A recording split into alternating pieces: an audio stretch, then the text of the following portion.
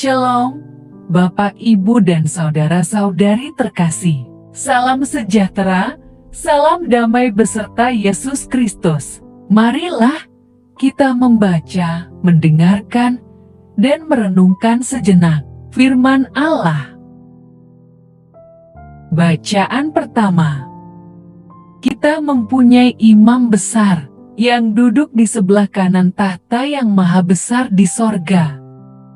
Pembacaan dari surat kepada orang Ibrani. Karena itu Yesus sanggup menyelamatkan dengan sempurna semua orang yang oleh Dia datang kepada Allah, sebab Ia hidup senantiasa untuk menjadi pengantara mereka. Sebab imam besar yang demikianlah yang kita perlukan, yaitu yang tanpa noda, yang terpisah dari orang-orang berdosa, dan lebih tinggi daripada tingkat-tingkat sorga, yang tidak seperti imam-imam besar lain, yang setiap hari harus mempersembahkan korban untuk dosanya sendiri.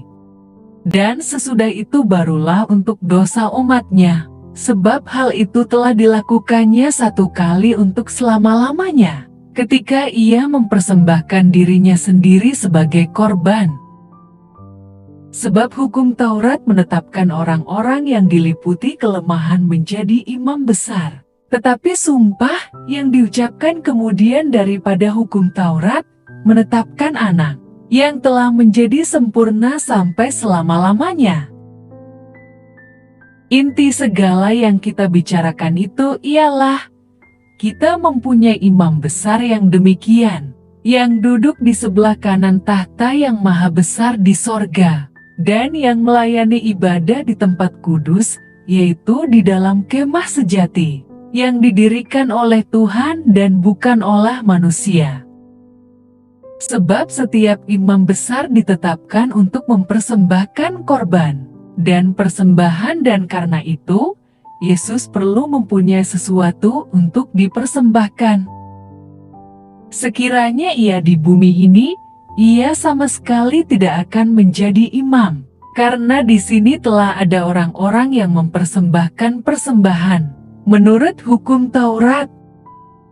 Pelayanan mereka adalah gambaran dan bayangan dari apa yang ada di sorga, sama seperti yang diberitahukan kepada Musa ketika ia hendak mendirikan kemah. Ingatlah, demikian firman-Nya, bahwa engkau membuat semuanya itu menurut contoh yang telah ditunjukkan kepadamu di atas gunung itu.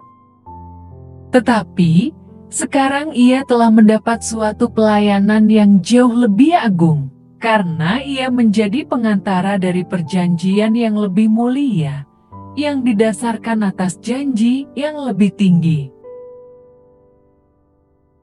Demikianlah sabda Tuhan. Mazmur tanggapan. Ya Tuhan, kini aku datang untuk melakukan kehendak-Mu. Kurban dan persembahan tidak Kau inginkan, tetapi Engkau telah membuka telingaku. Kurban bakar dan kurban silih tidak Engkau tuntut. Lalu aku berkata, lihatlah Tuhan, aku datang. Dalam gulungan kitab ada tertulis tentang aku. Aku senang melakukan kehendak-Mu, ya Allahku. Taurat-Mu ada di dalam dadaku. Aku mengabarkan keadilan di tengah jemaat yang besar. Bibirku tidak kutahan terkatup. Engkau tahu itu, ya Tuhan. Biarlah bergembira dan bersukacita semua orang yang mencari Engkau. Biarlah mereka yang mencintai keselamatan daripada-Mu tetap berkata, Tuhan itu besar.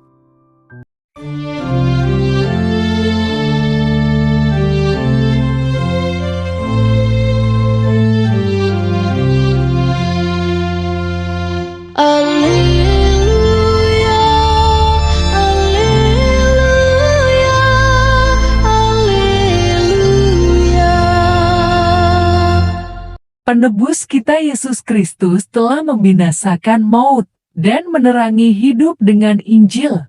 Alleluia.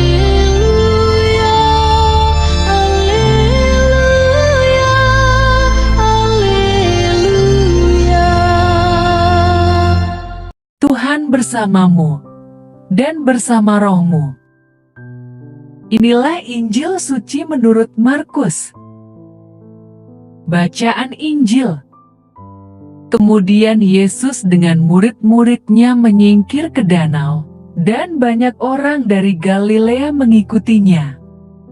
Juga dari Yudea, dari Yerusalem, dari Idumea, dari seberang Yordan, dan dari daerah Tirus dan Sidon datang banyak orang kepadanya, sesudah mereka mendengar segala yang dilakukannya.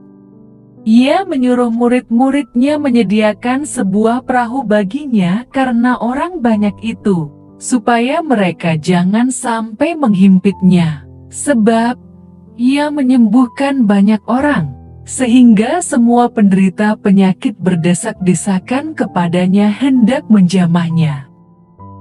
Bila mana roh-roh jahat melihat dia, mereka jatuh tersungkur di hadapannya dan berteriak, "Engkaulah Anak Allah." Tetapi ia dengan keras melarang mereka memberitahukan siapa dia. Demikianlah sabda Tuhan.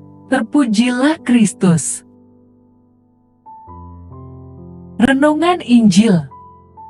Bapak, Ibu, dan saudara-saudari terkasih dalam Kristus Yesus, Yesus dan para muridnya berjalan dari satu tempat ke tempat lain untuk menyatakan kemuliaan Allah.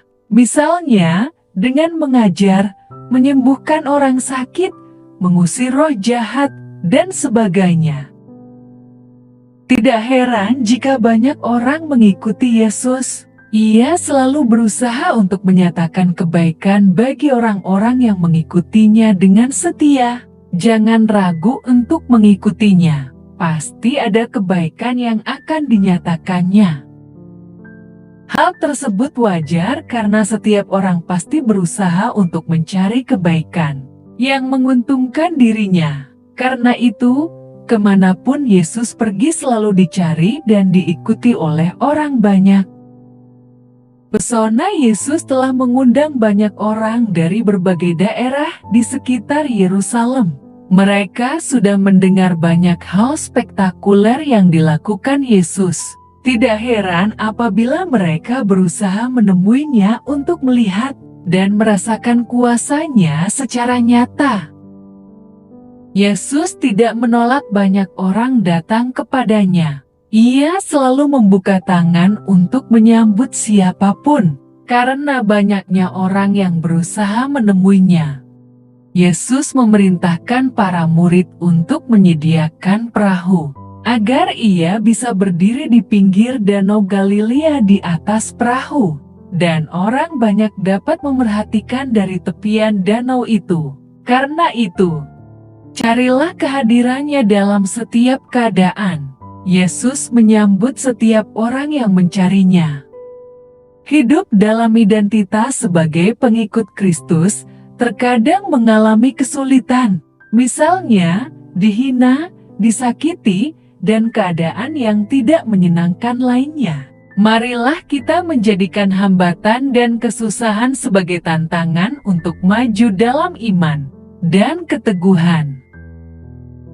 Iman kepada Yesus ditentukan dari dalam diri kita, bukan oleh keadaan di luar diri kita. Apapun yang terjadi, marilah kita kuatkan tekad untuk tetap mengikuti Yesus. Sebab, inilah iman yang sejati. Janganlah meninggalkan Yesus karena Dialah juru selamat hidup kita. Amin. Marilah berdoa. Allah Bapa, sumber pengharapan, Engkau telah mengikat perjanjian dengan semua orang melalui Yesus yang terurapi. Semoga kami selalu berpegang teguh pada Dia dan berkembang menjadi umat yang patuh setia. Dengan pengantaraan Yesus Kristus, Putra-Mu, Tuhan kami yang bersama Dikau, dalam persatuan Roh Kudus, hidup dan berkuasa, Allah, sepanjang segala masa, dalam nama Bapa, Putra, dan Roh Kudus. Amin. Terima kasih sudah mendengarkan dan merenungkan firman Allah. Jangan lupa subscribe dan jangan lupa juga aktifkan loncengnya. Terima kasih, Tuhan Yesus memberkati.